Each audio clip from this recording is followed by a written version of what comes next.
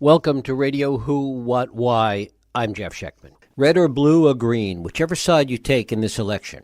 If you're not anxious or nervous, it's probably only because you haven't been paying attention. National elections in particular always make people anxious.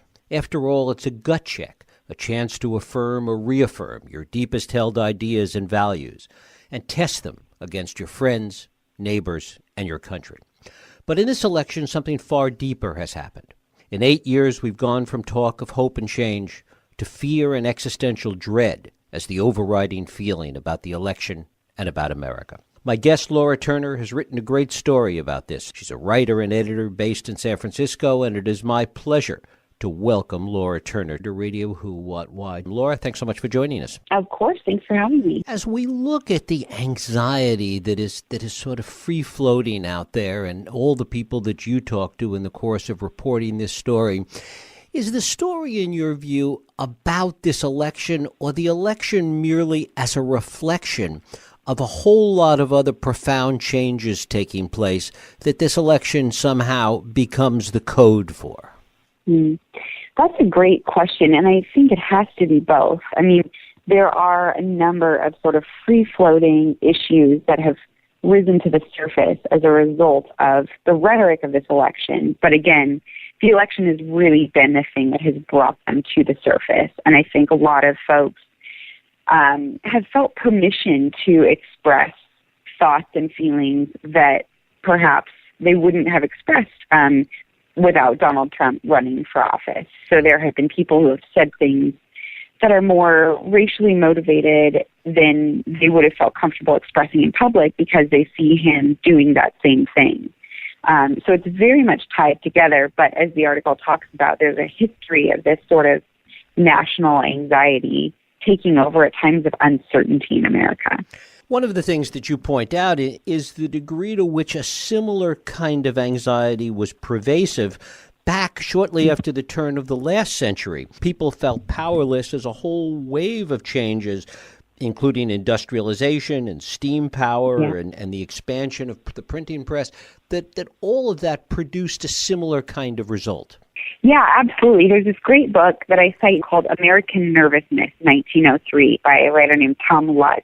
And he makes the case that there was this pervasive sense of dread around that time, which was a condition that psychologists called neurasthenia, this sort of free-floating anxiety about the future that attached itself to particular issues.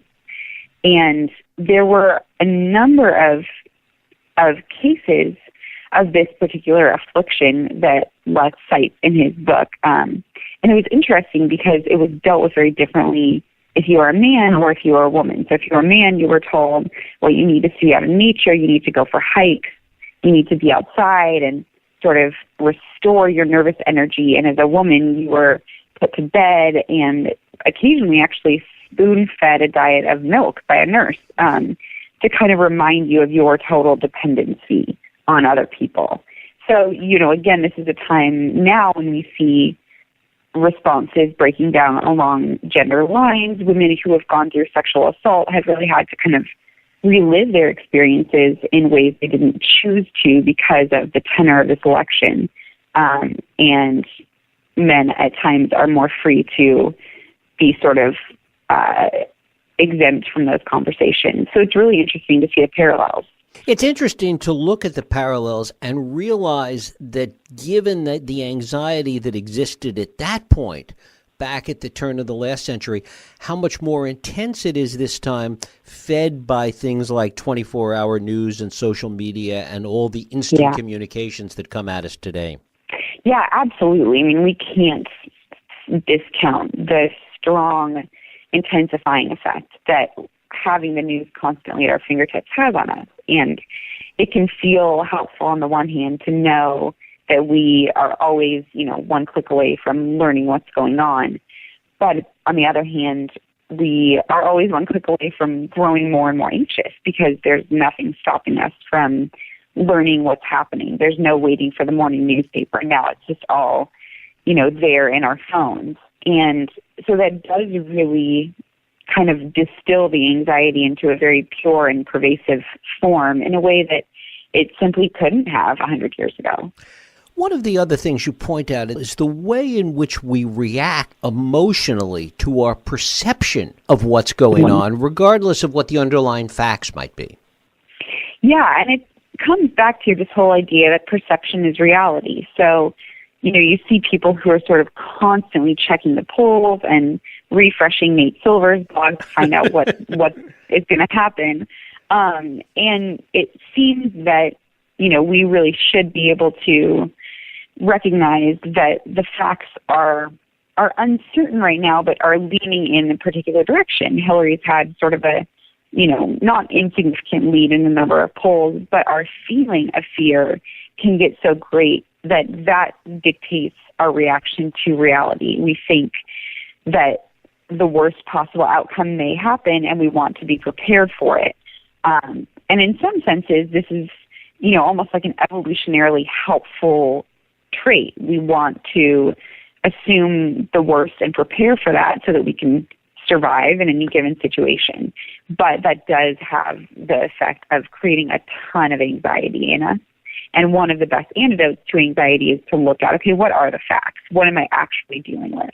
Is there reason to believe, and I want to come back to something you said earlier, is there reason to believe, because so much of this has been said, so much has been talked about in this national dialogue that we've been undergoing for the past year and a half, that at the end of the process that perhaps it has a cathartic effect? Is there any historical reason to think that might be the case?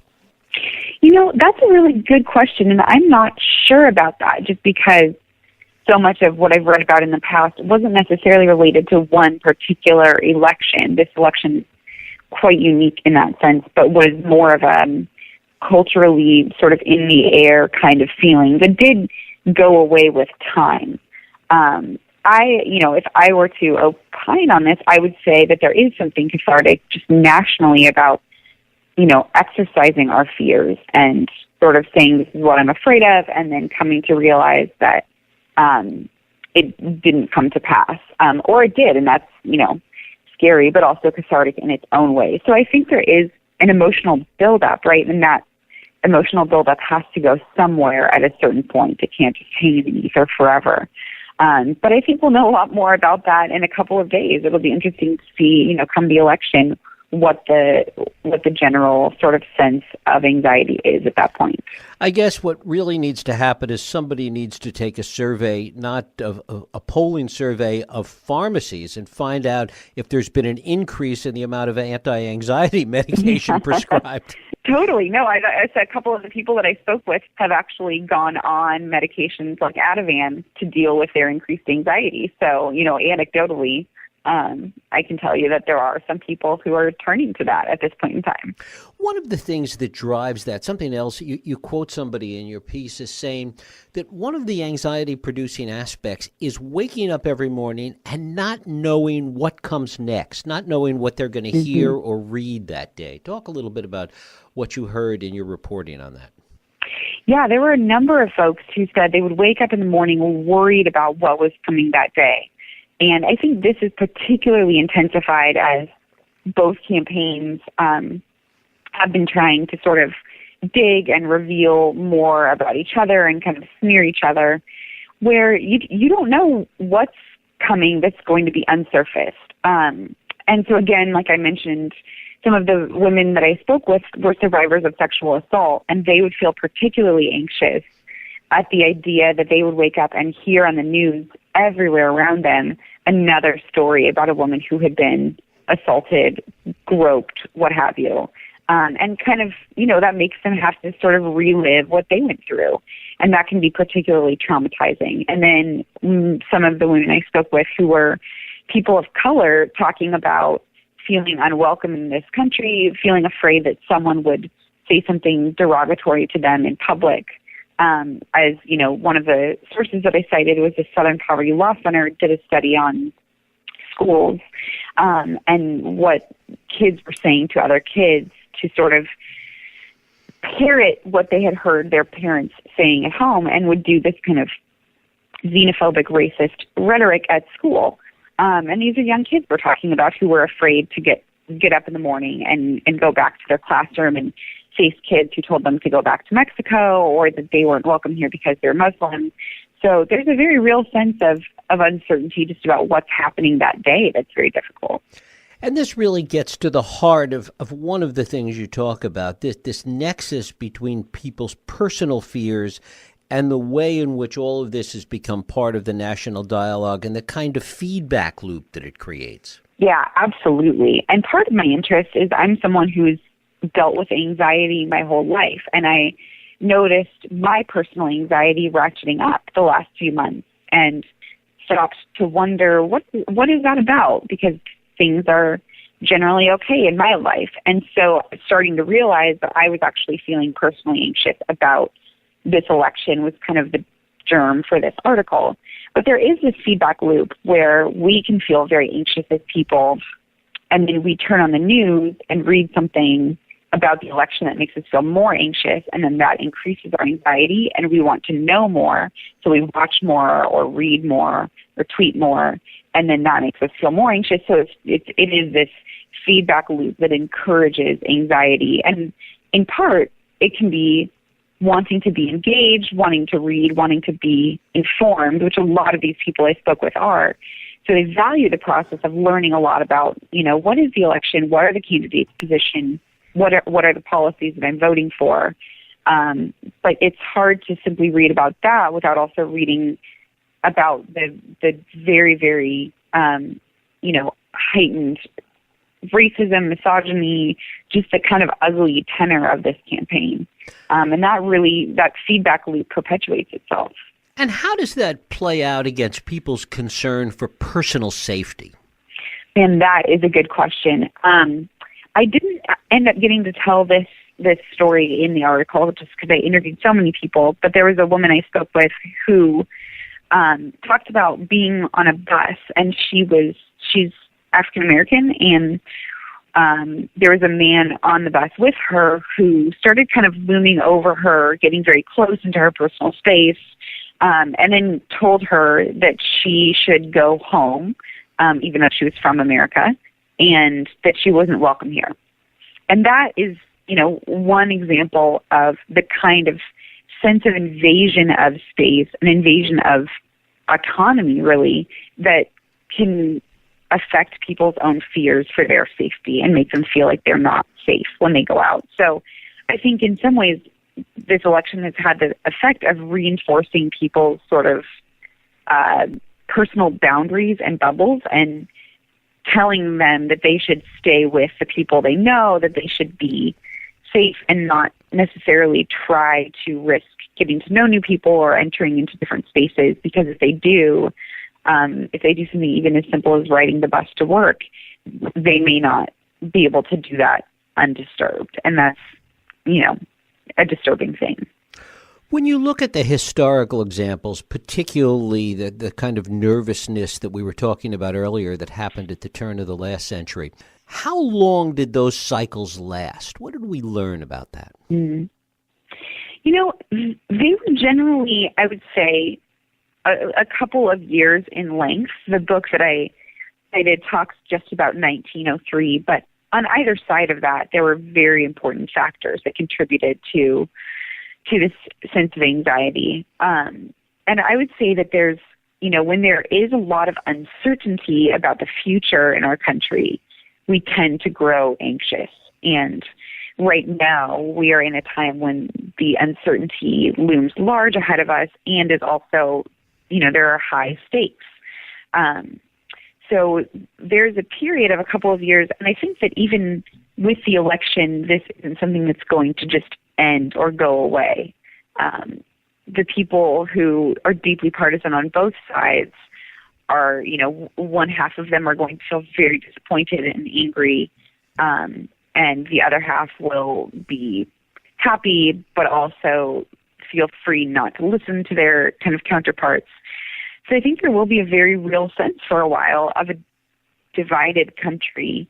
And with the way that sort of Trump's candidacy has changed the GOP, I think there's a lot of fear of the future, even if he does not win the election. So there are a number of different ways that I think I can see this kind of continuing on into the future for quite some time. One of the other things that seems to feed this, and I think that it's a natural aspect of reporting on the election, is that the degree to which the analysis and the polls, which are so much a part of the coverage today, breaks us down into such very specific divergent groups.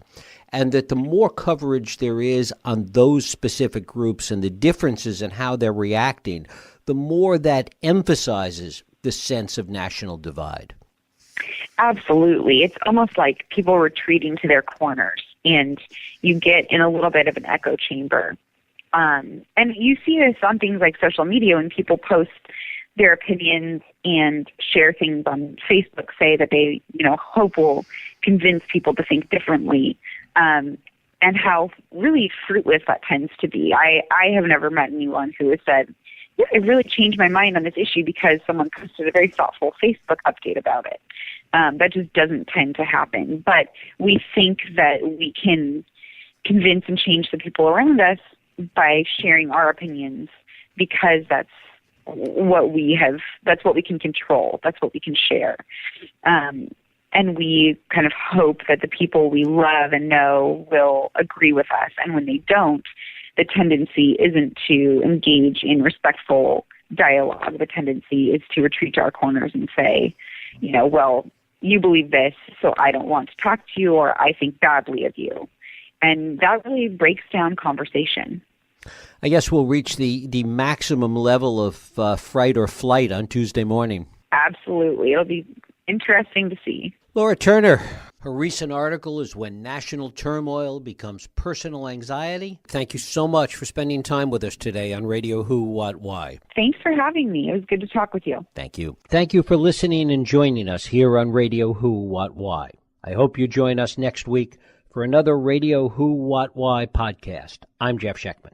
If you like this podcast, please feel free to share and help others find it by rating and reviewing it on iTunes. You can also support this podcast and all the work we do by going to whowhatwhy.org/donate.